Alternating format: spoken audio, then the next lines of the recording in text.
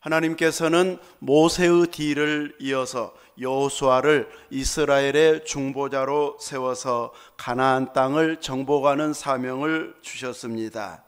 가나안 땅을 정복할 때 보면 밑에서부터 올라와야 할 것 같은데, 하나님께서는 이제 이 애굽 가까운 밑에서부터 차근차근 정복해서 올라가게 하는 것이 아니라 그 중간 지역인 여리고부터 점령하게 해서 한 중간을 정복함으로 인해서 남북이 연합하지 못하게 하고 남쪽으로 또 북쪽으로 차근차근 정복해 가게 하고 있습니다. 그 중간 지점에 있었던 여리고성을 점령할 때에 하나님께서 주신 방법대로 매일 한 바퀴씩 돌게 하고, 그리고 1회째 되는 날에는 7바퀴를 돌고 제사장들이 앞서가면서 나팔을 불면 온 이스라엘이 크게 외치면 하나님께서 그 성을 주시겠다, 이렇게 약속을 하고 있습니다.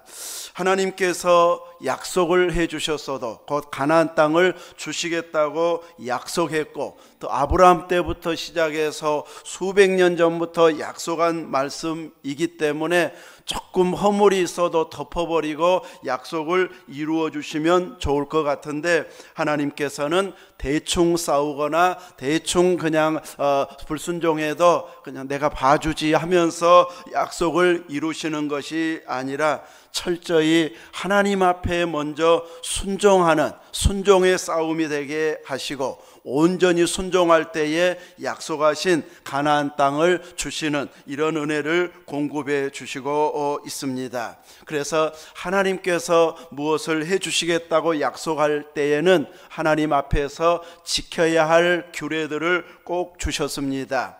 매일같이 만나를 주실 때는 무엇을 지키게 하고 있습니까?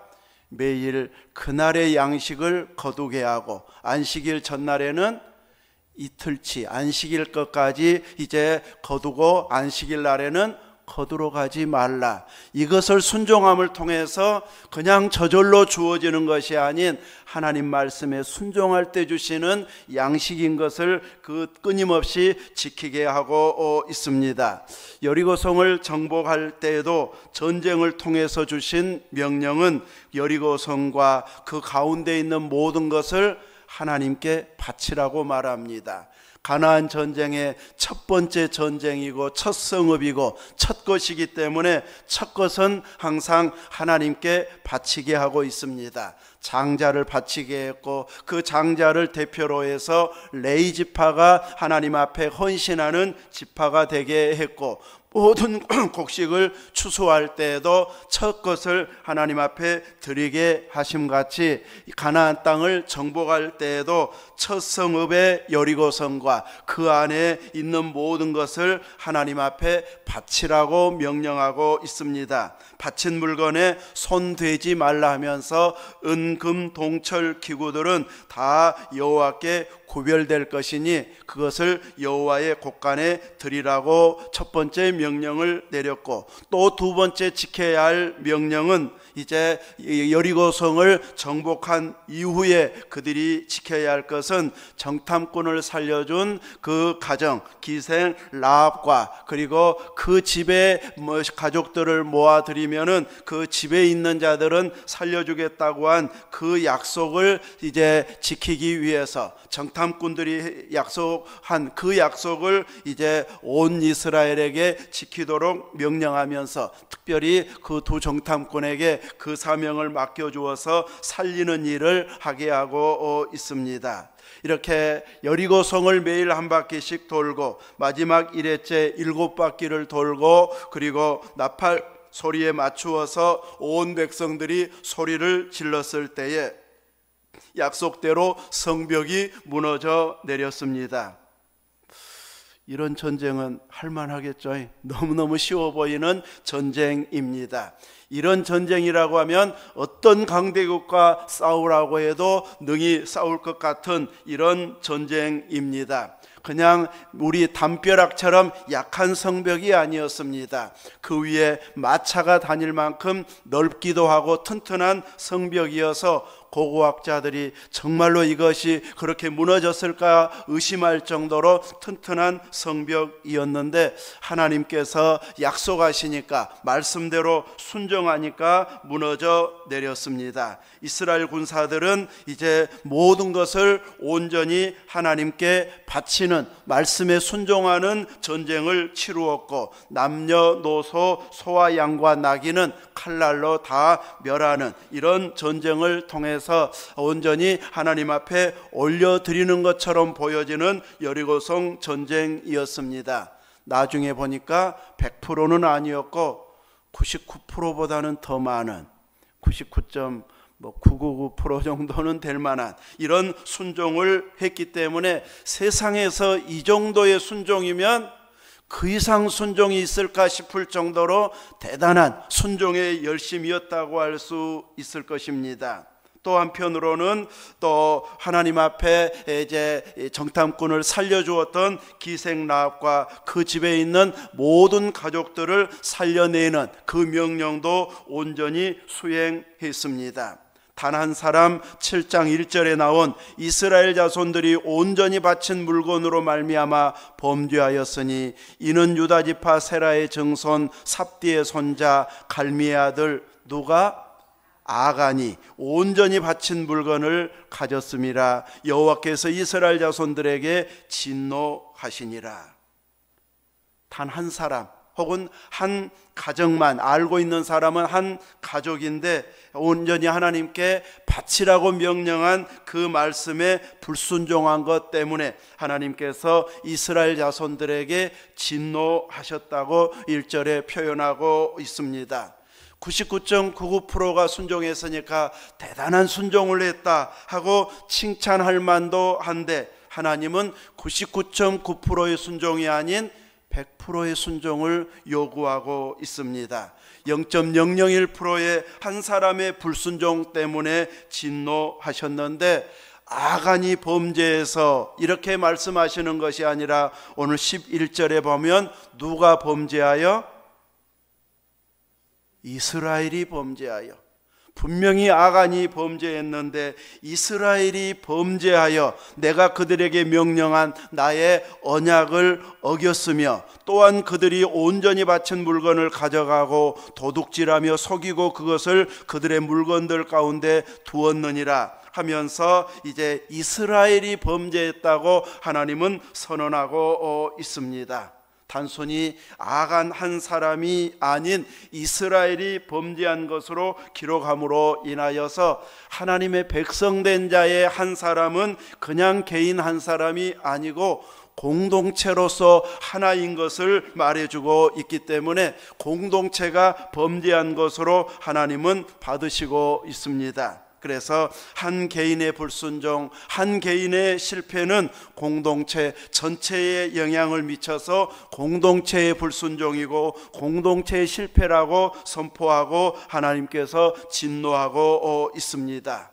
이방인은 또 여리고성에 있었던 자들은 다 진멸하라고 명령했기 때문에 당연히 라합과 그 아버지의 집과 가족들이 다 죽임당해야 마땅했는데 하나님의 백성과 함께 거주할 수 있었던 은혜는 바로 정탐꾼을 살려주었고 또 들은 소문에 의해서 이스라엘의 하나님은 살아계신 하나님임을 확신했고 가나안 땅을 이스라엘에게 준다는 것을 믿으면서 자기가 살려준 대로 자기의 생명도 보호해달라 이렇게 부탁을 했고 정탐꾼들이 드러나서 신고만 했으면은 정탐꾼들은 그대로 죽임당할 수 있을 만큼 이미 이제 파수꾼들에 의해서 이스라엘에서 온 사람들이 발각이 되어졌고 라합을 찾아가서 내놓으라고 했을 때에 라합은 지혜를 발휘해서 우리 집에 온 것은 맞지만 그 사람들이 온 것은 맞지만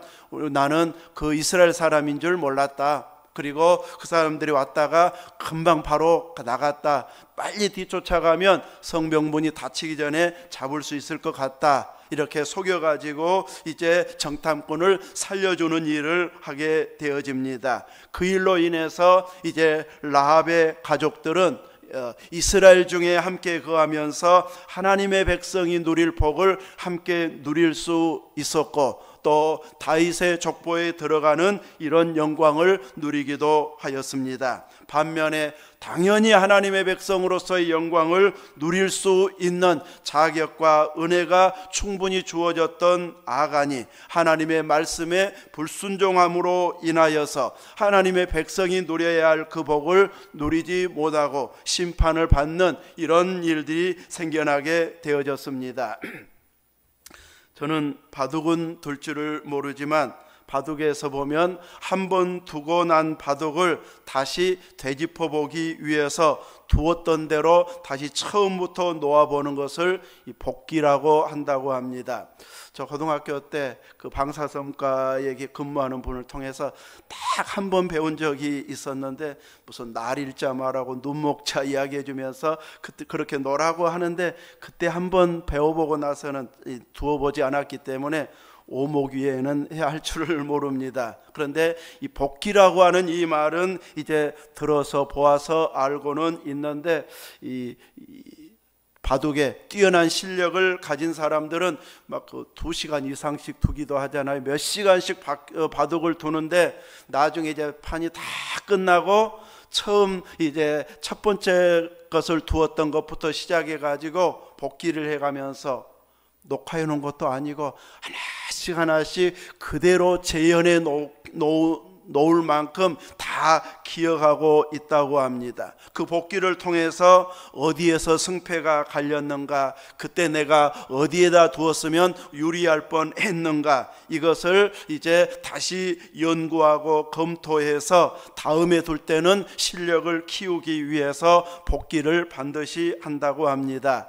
그런 것에 의한 것을 도입해서 아이성 전쟁에서 실패했던 이스라엘의 전쟁을 다시 한번 되짚어 보면서 하나님은 어떤 분이신지를 더 깊이 알게 하는 전쟁이었고, 사람 생각으로는 이 정도면 만족할 것 같은데 하나님은 거기에서 만족하시지 아니하고 그냥 넘어가시지 않고 분명하게 하나님 기준에 맞추어 행동하기를 요구하시는 하나님이심을 깨닫게 해주는 아이성 전쟁이었음을 보게 해주고 있습니다. 그 앞부분에 있어서 여리고성 전쟁의 승리는 이스라엘 백성들에게 엄청난 감동의 승리였을 것입니다. 홍해를 건넜던 감동, 요단강을 마른 땅으로 건넜던 감동만큼이나 여리고성이 무너지는 것을 보고 정복하는 그 열심을 통해서 하나님께서 함께 하시는 엄청난 은혜의 감동의 전쟁의 승리였을 것입니다. 이렇게 전쟁에 승리한다면 나머지 가나안 땅을 정복하는 된 것은 우리나라 속담으로 표현한다면 누워서 떡 먹기, 침뱉기가 아닌 이 떡먹기 식으로 가나안 땅을 쉽게 정복할 수 있겠다. 너무너무 쉬운 전쟁으로 보였을 것 같습니다. 여리고성 전쟁 이후에, 승리 이후에 그 다음에 전쟁해야 될 아이성에도 정탐꾼을 보냈는데, 광야에서 정탐하러 갔던 정탐꾼들처럼 낙심을 주는 보고를 이제는 하지 않습니다. 오히려 승리의 확신에 넘쳐가지고 백성들 다 올라갈 필요가 없겠던데요, 그 성읍은 여리고성에 비해서 적기도 하고 숫자도 많지 않아서 군인들이 간다면 2-3천 명만 올라가도 능히 승리할 수 있을 것 같습니다. 이렇게 그 성읍의 소수인 것을 알아보고 굳이 다 가서 수고할 필요 없이 2-3천 명만 올라가면 될 것 같습니다. 아주 믿음이 더 충만해 가지고 이런 확신 속에 여호수아를 보고했을 때 몇 명을 보냈습니까? 2,000명 보내도 되고 3,000명 보내도 되고 그 사이에 보내도 된다고 했는데, 그래도 더 많은 쪽 3,000명을 보냈는데, 전쟁을 막상 했는데 그 아이 성읍 사람들에게 패하게 되어지고 이스라엘 군사는 36명이 죽임당하는, 계속해서 뒤쫓아서 도망치는 이런 군사들의 모습을 통해서 이스라엘 백성들이 마음이 녹아서 물같이 되었다. 이렇게 전쟁 실패 후에 그들의 상태를 설명해 주고 있습니다. 전쟁하다가 보면 혹 실수할 수도 있고 또 죽임당하는 이런 이 사상자도 나오게 되어지는데, 때로는 전쟁하다가 36명쯤 죽는 사망자 혹은 사상자가 나올 수도 있고 훨씬 더 큰 피해를 당할 수도 있는 것이 전쟁인데, 그 정도 죽을 수도 있지, 한번 다시 준비해 가지고 싸워보자, 이렇게 마음을 다잡을 수도 있는데, 더 큰 문제는 이스라엘이 큰 두려움과 낙심을 가져오는 전쟁의 결과가 되었다고 하는 사실이었습니다. 이제 우리는 당연히 승리하고 하나님이 우리와 함께 하시기 때문에 가나안 땅을 주시기로 약속한 전쟁이기 때문에 반드시 승리해야 되는데 왜 우리가 패했지 하면서 낙심이 되어버리고 마음이 녹아서 물같이 되어버릴 만큼 싸울 우욕을 잃어버린 전쟁의 결과가 되어진 것이 더 큰 문제였다고 할 수 있는데, 이런 결과는 언약의 약속에 불순종한 이스라엘 향한 하나님의 진노가 있었기 때문인 것을 말해주고 있습니다. 우리는 이 전쟁을 통해서 하나님이 함께 하시지 않으면 쉬워 보였던 일이 어렵게 꼬일 수도 있다는 것을 보여주고 있습니다. 이 정도면 충분하겠지 하고 시작을 했던 일이 전혀 예상치 못한 일이 발생함으로 인하여서 도저히 해결이 안 되는 이런 상황으로 가버릴 수도 있다는 것을 보여준 것이 아이성 전쟁이었습니다. 상대가 약하냐 강하냐가 중요한 것이 아니라 하나님이 함께 해야 된다는 것을 확실하게 보여주는 전쟁이었습니다. 평소 같았으면 아간의 범죄가 아니었고 온 이스라엘이 여리고성 싸움에서 100% 순종하는 전쟁이었다면 분명히 정탐한 정탐꾼들의 말처럼 2-3천 명만 가도 능히 승리할 수 있었던 전쟁이었을 것입니다. 그런데 소수였고 이 정도면 충분하겠다 싶었는데도 하나님 앞에 불순종한 한 사람으로 인해서 이스라엘이 범죄한 것으로 하나님이 받으셨기 때문에 그것을 드러내지 않고는 하나님께서 결코 승리를 주지 않겠다고 하는 것을 보여주고 있습니다. 이제는 그 승리감보다도 실패감이 너무 커가지고 전쟁할 의욕을 잃어버릴 만큼 후유증이 큰 전쟁이 아이성 전쟁의 패배였다고 할 수 있습니다. 되돌아보면 이때에 어떻게 관리했으면 아이성 전쟁에 실패를 가져오지 않았을까 복기를 해본다면, 여리고성 전쟁에 승리한 것만 도취해서 이제 승리감에 그냥 당연히 승리하겠지 이런 전쟁으로 대충 싸우는 것이 아니라 다시 또 새로운 마음으로 다잡고 하나님 말씀에 혹시라도 불순종할 자가 생길지 모르니까 이제 계속 단속하고 지파별로 단속하고 족속별로 단속하고 가족별로 단속해 가지고 하나라도 숨기면 안 된다, 취하면 안 된다, 다 여리고성 싸움할 때 하나님 앞에 바쳐야 된다, 이렇게 이제 철저하게 관리를 했어야 되는데 그동안 많은 체험을 했기 때문에 당연히 순종할 것으로 생각하고 철저하게 이렇게 냉정하게 관리하지 않은 부분이 없지 않았을까, 이런 생각을 해볼 만큼 단 한 사람을 놓치는 바람에 아이성 전쟁에서 실패로 돌아가고 말았습니다.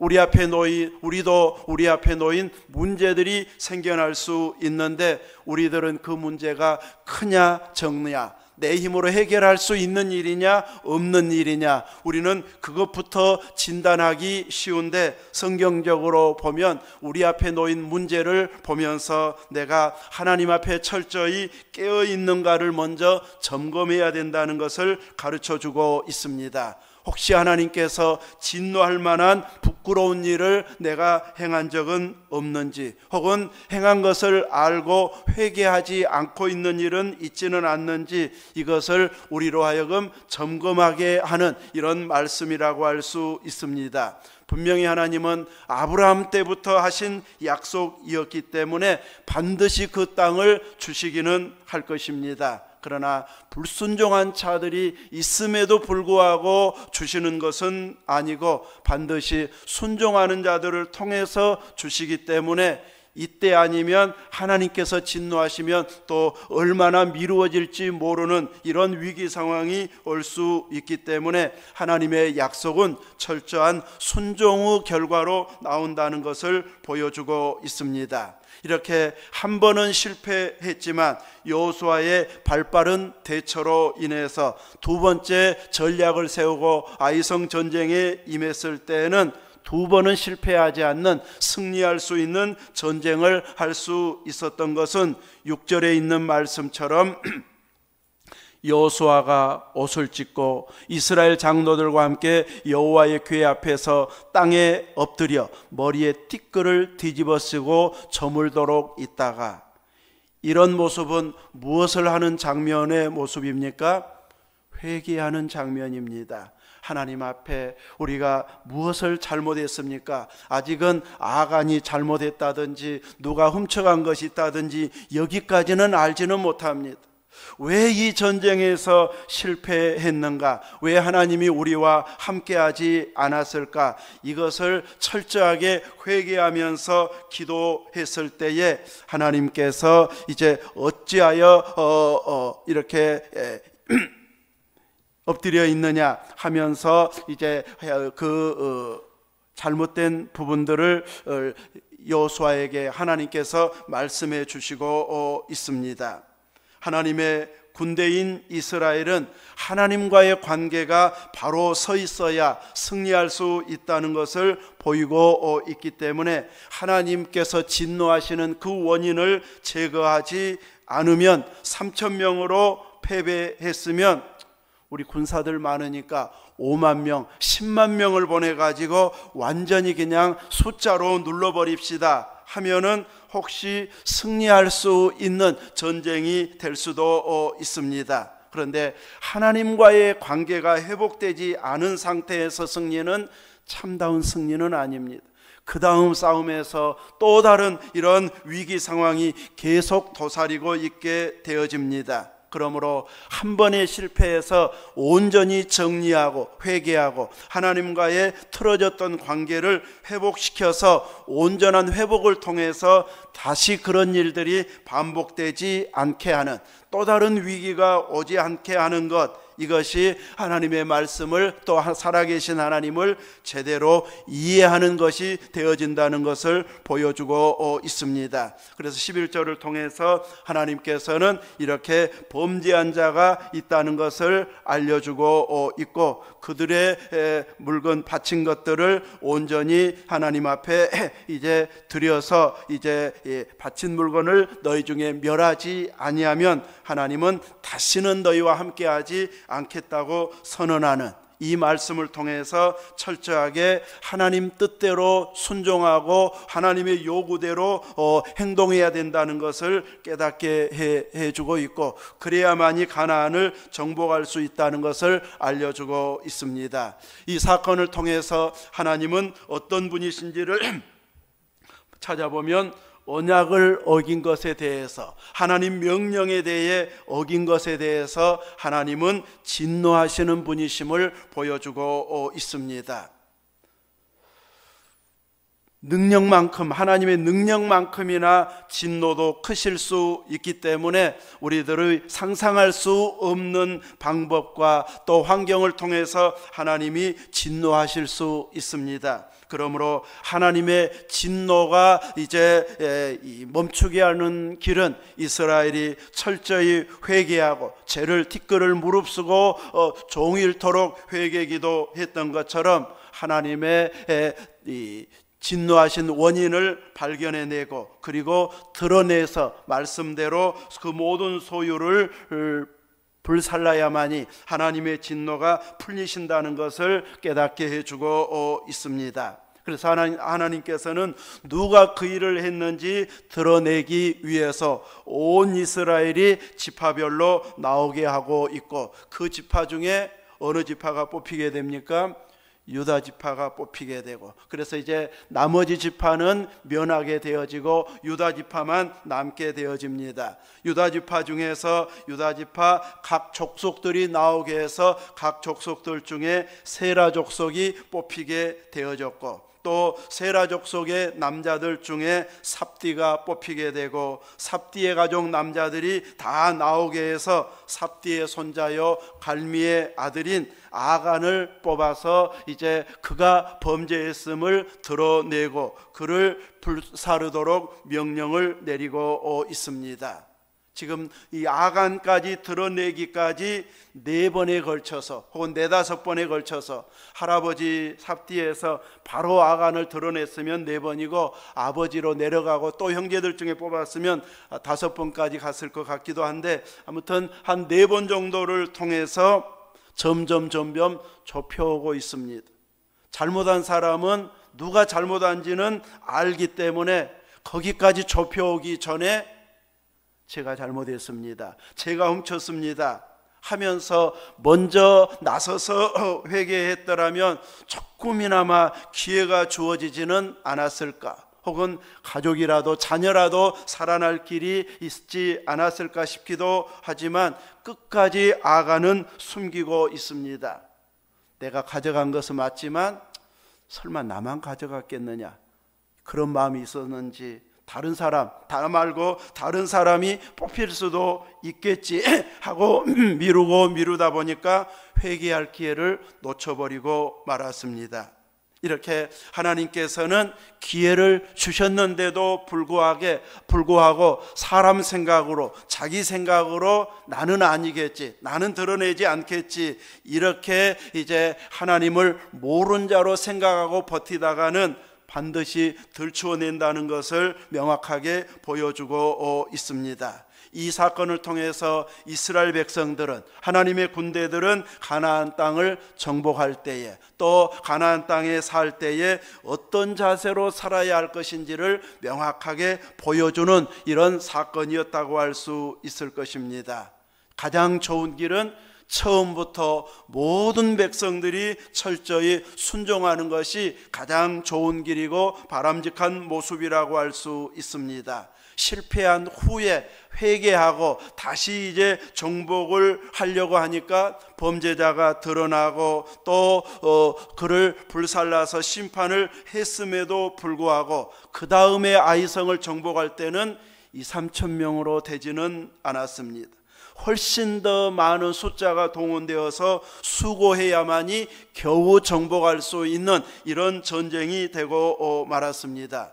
나중에 이제 아간을 다 이제 심판하고 나서 다시 전쟁의 준비를 해가지고 여호수아가 이끌고 갈 때 보면 온 이스라엘이 다 간 것은 아니지만 3만 명의 병사를 준비시켜서 주력 부대로 싸우게 하고 있고, 본 부대 외에도 복병까지 두게 할 만큼 하나님이 함께하는 싸움인데 참 째째하게 복병까지 두냐, 이럴 수 있는데 하나님 앞에서의 전쟁은 하나님이 함께하는 전쟁에도 동원할 수 있는 모든 전략들을 총동원해 가지고 온 힘을 다해서 싸우게 하고 있습니다.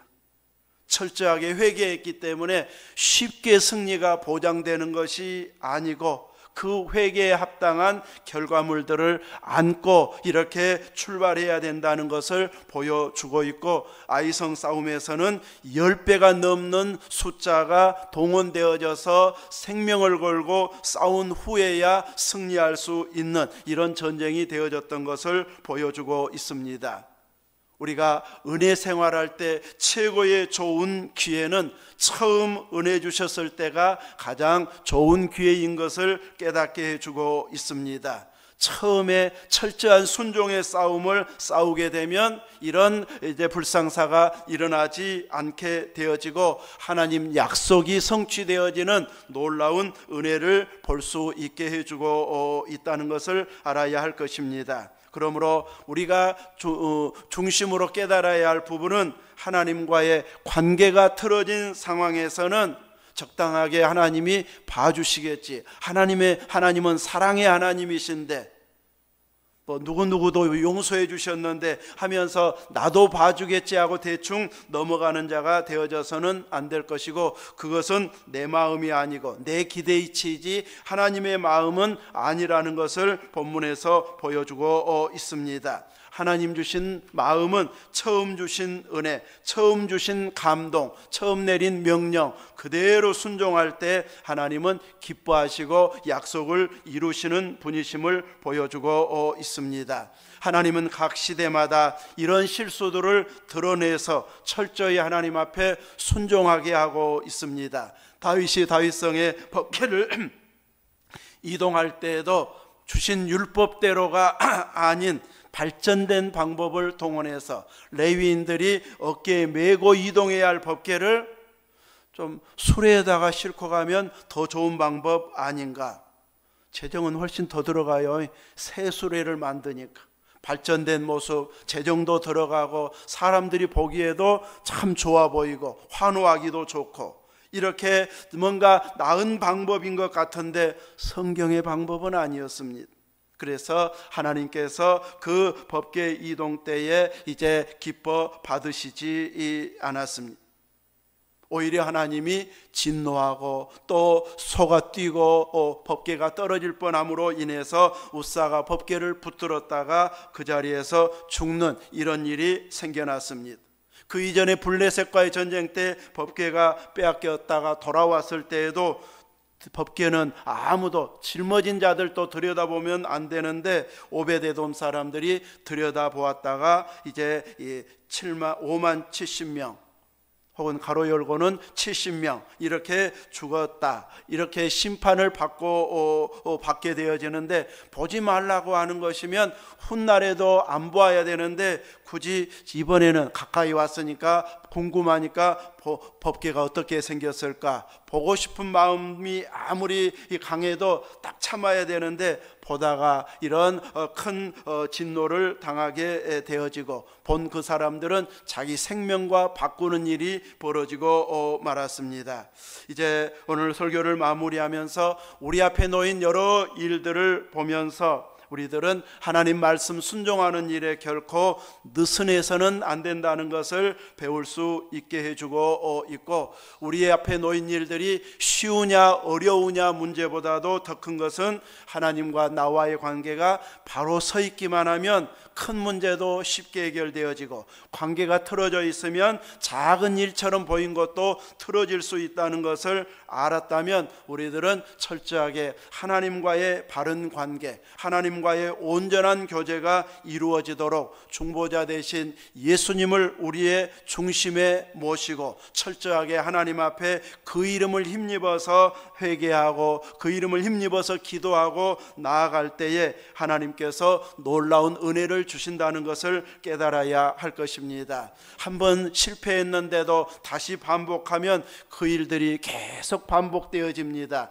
그러므로 철저하게 이제 회개하고 회복하고 그리고 순종하는 이런 믿음의 생활을 통해서 10배나 수고할 필요 없이 바로 순종하여서 하나님의 은혜를 경험하는 아름다운 믿음의 길을 걸어갈 수 있기를 주님의 이름으로 축원합니다. 아멘. 기도하겠습니다. 하나님 감사합니다. 아이성 전쟁에 왜 실패했는지를 다시 한번 돌아볼 수 있도록 은혜 주셔서 우리로 하여금 회복의 길을 찾을 수 있게 하심 감사합니다. 오늘도 하나님은 살아계신 하나님이심을 믿습니다. 지금도 하나님은 말씀대로 이루시는 하나님이심을 믿습니다. 우리들도 모든 생활 가운데 철저하게 말씀대로 순종하여서 우리 가운데 또 은혜와 용서를 주신 예수님을 우리 중심에 모시고 철저하게 주의 이름을 힘입어 주의 보배 피를 힘입어서 하나님 앞에 나아가고 믿음으로 행동하여 하나님 주신 놀라운 복을 누리는 귀한 일꾼들이 되어지도록 믿음의 복, 말씀 순종의 복을 온 교회 위에 허락해 주시옵소서. 우리 구주 예수 그리스도 이름으로 기도하옵나이다. 아멘.